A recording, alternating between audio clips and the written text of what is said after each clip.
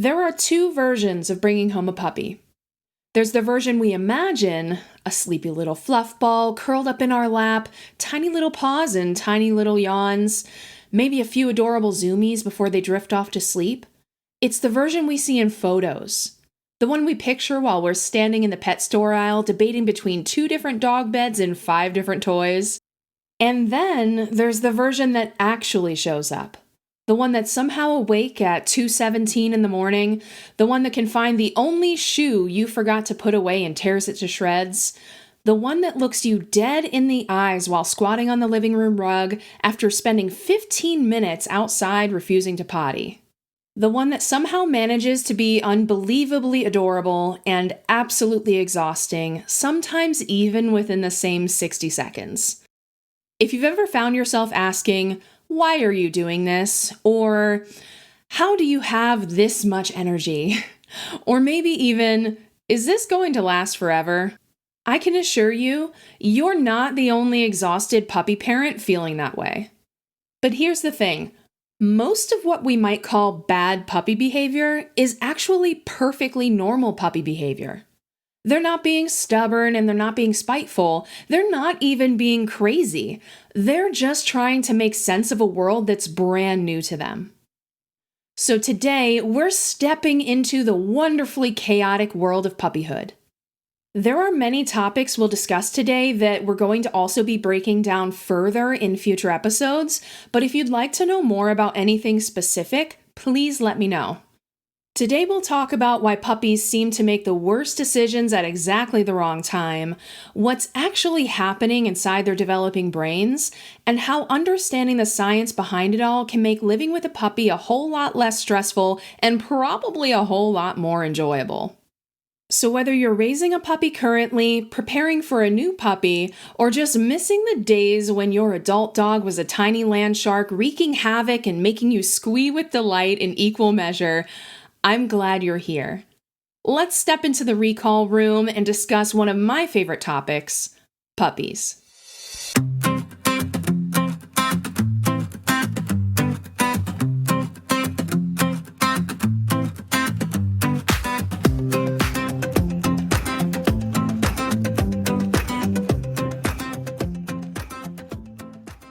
We're going to start by talking about why puppies can seem completely out of control.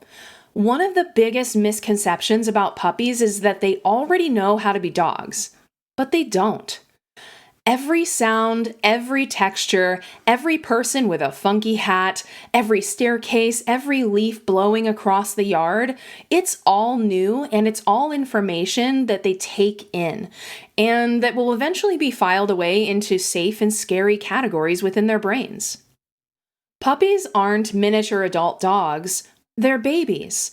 And just like human babies, almost everything they're doing is part of learning how to exist in a world they've only been in for a few weeks or so. Imagine waking up on another planet.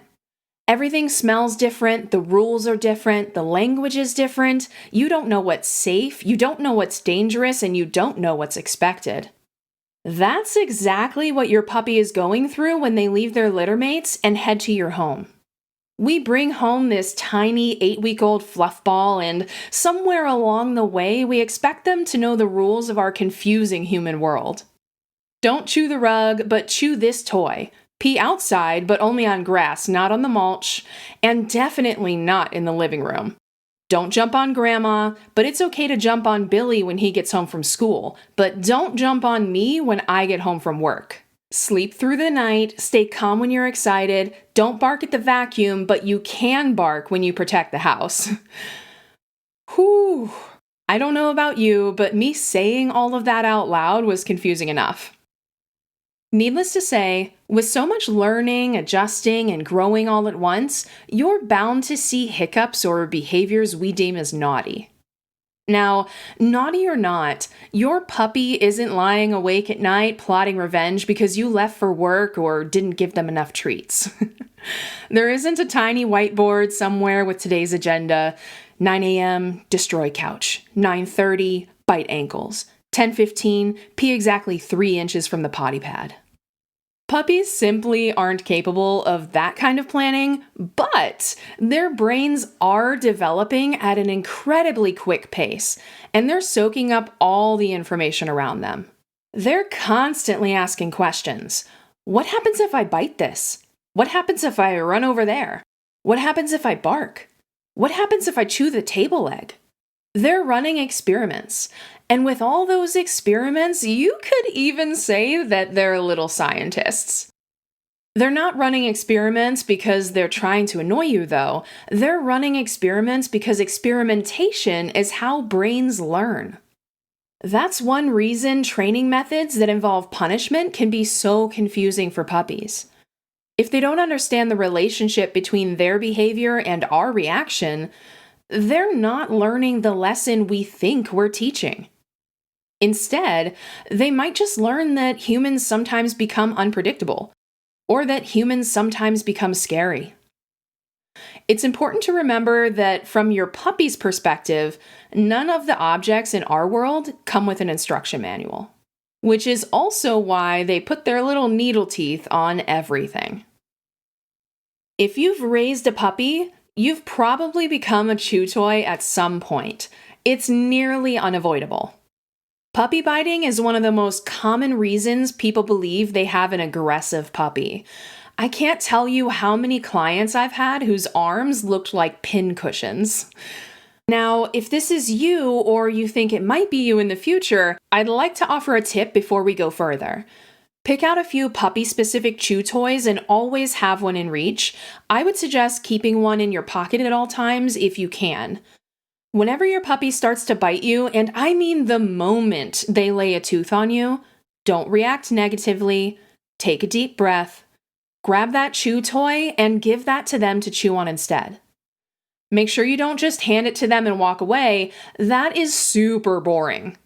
You'll want to play and make sure that that chew toy is exciting for them every single time so that over time it becomes more rewarding than chasing after your constantly moving hands and ankles. Now, back to aggression. Aggression is usually the last explanation when it comes to puppies. Most puppy biting falls into several categories. We've got exploration, play, teething, overstimulation, or exhaustion. You see, as humans, we ask questions with our hands, we pick things up, we turn them over, we even press buttons. Puppies don't have hands, but they do have another incredibly versatile tool: their mouth. So every sock and every shoelace, every stick and every leaf, and even every finger gets that same scientific evaluation. Experiment number 437. What is this? Can I eat it? What does it taste like? Does it squeak? Logging information for future reference. They're learning textures, pressure, movement, cause and effect, and during teething, their gums genuinely hurt, and chewing relieves that discomfort. Puppies also learn bite inhibition from other puppies, and side note on that, they especially learn from their litter mates, which is one of the many reasons responsible breeders don't usually allow puppies to go to their new homes too early. When one puppy bites too hard, the other puppy yelps. They stop playing, and the interaction ends. That's valuable feedback for your puppy that something unpleasant happened and they caused it. In play sessions, puppies learn so much from each other. And it can be hard for us humans to not immediately punish every bite, and even harder to understand when to step in on that playtime to provide some space or even cool down time. It's one reason that appropriately supervised play with other healthy puppies can be such an important learning experience for everyone involved. If we do disrupt that feedback cycle from other puppies, though, instead of teaching what does work, we might actually interrupt that learning moment instead of guiding it. Now, back to the idea that puppies are constantly learning from the world around them. That doesn't just apply to other dogs. It applies to every experience they have during those early months.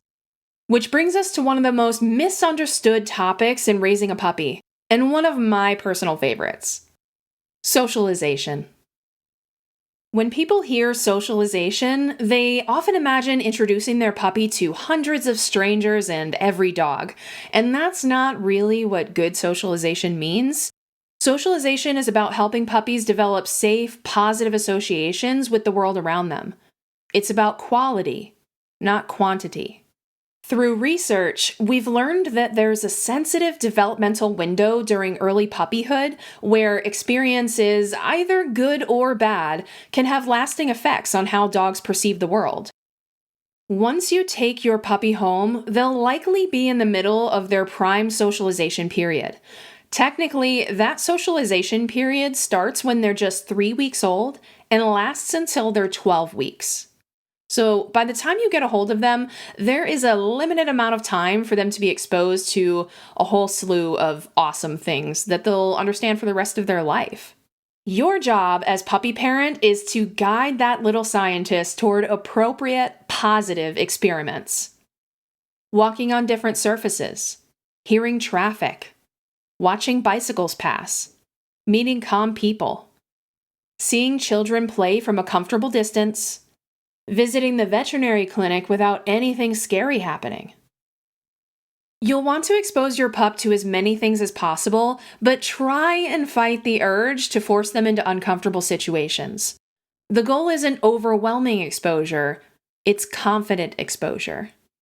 Quality over quantity. Everything your puppy experiences will make an impact. Positive experiences build resilience.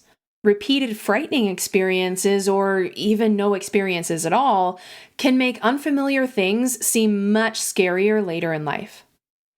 It's important to note that a lot of behavior issues in adult dogs can often be traced back to their experiences from puppyhood. Just remember, it's less about checking boxes and more about keeping things positive and building confidence. For anyone interested, by the way, I do have my puppy socialization checklist available to download on my website, therecallroom.com. I do want to stress again that it's not about checking boxes, even though it's a checklist and you can, in fact, check those boxes. It's just a tool to reference and help guide you on your journey, and it's there if you'd like to use it. It's not a list of every object under the sun, but it does point out many of the heavy hitters that family dogs tend to encounter throughout their lives, and it breaks down the small details that make a big difference that I find most people don't really think about. Now, checklist aside, let's talk about that puppy of yours and how you can raise them to be an amazing dog. Many people find that it's easy to become focused on today's problems. The accidents, the chewing, the barking, the zoomies, the sleepless nights. But puppyhood is incredibly short. If your puppy were a human baby, for instance, we'd be talking about years instead of months. Imagine if you had to withstand puppy energy for that length of time, and I don't know about you, but that perspective makes me really appreciate the length of puppyhood in its current state. Every interaction during this time, though, is helping to shape how your dog understands humans, how they understand learning, mistakes, and safety. The goal isn't creating a perfectly obedient 12-week-old puppy, it's building trust. Because dogs who feel safe learn better.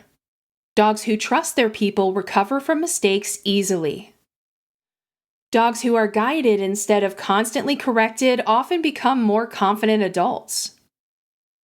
Your puppy doesn't need perfection.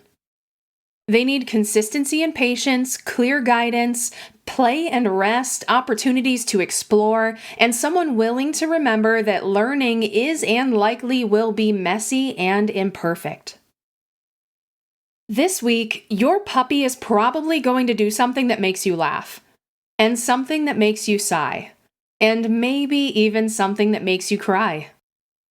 They might steal a sock, chew a chair leg, or pee on your favorite rug, pierce your skin, or somehow come inside soaking wet on a day where it hasn't even rained. And in those moments, it's easy to think, why are you making my life so difficult?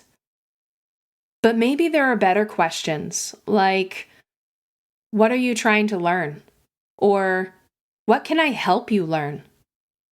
Because every strange choice, every clumsy mistake, every over-the-top reaction is your puppy being a brilliant little scientist gathering information about the world. They're learning what feels safe, what's fun, what's rewarding, and maybe most importantly, they're learning about you. They're learning whether you're predictable, whether you're patient, whether you're someone they can look to when the world feels a little confusing. You see, we spend so much time wondering about how we're going to shape our puppy that we sometimes forget they're shaping the relationship too. They're learning what it means to trust us. And that trust isn't built during the perfect moments. It's built after the accident on the rug, after the chewed up slipper, after every moment you choose patience over frustration, and after the 100th time you calmly show them what you wanted instead. You're teaching them something much bigger than sit or stay, although you can teach them that too. You're teaching them that the world is safe and that you're someone worth trusting. Those little moments don't feel very important when you're living them, but one day your puppy won't be a puppy anymore.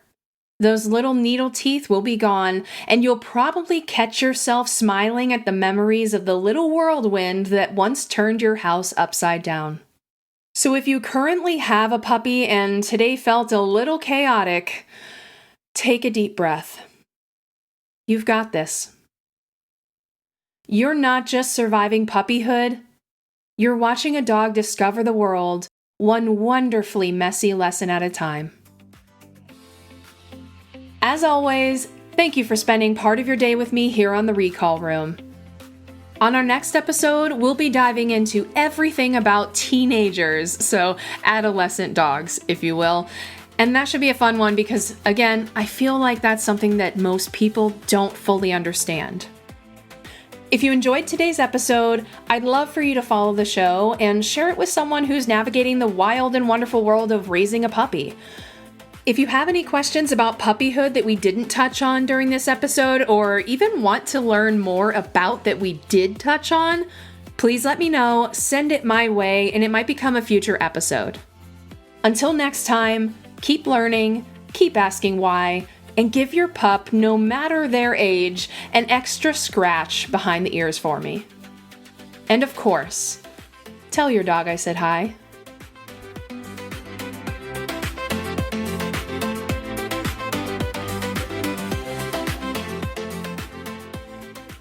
The information in this podcast is for educational purposes only and is not a substitute for veterinary or professional behavioral advice. Always consider your dog's unique needs. Remember that every dog is different, and consult qualified professionals when appropriate or necessary.